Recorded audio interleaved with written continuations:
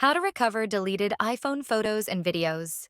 Today, I'm going to show you how to recover deleted photos and videos from your iPhone, even if they're not in the recently deleted folder anymore. First, check your recently deleted folder in the Photos app.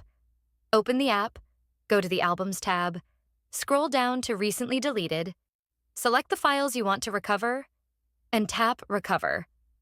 If the files aren't there, log into iCloud.com using your Apple ID, click Photos, and check if your deleted files are saved there.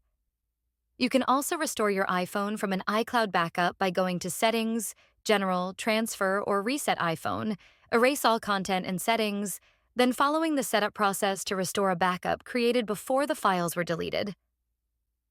Keep in mind that this will overwrite your current data, so back up anything important first. If none of these methods work, contact Apple support for assistance. They may be able to help recover files still stored on Apple's servers. If this video helped you, don't forget to like, subscribe, and let me know in the comments which method worked for you. Thanks for watching.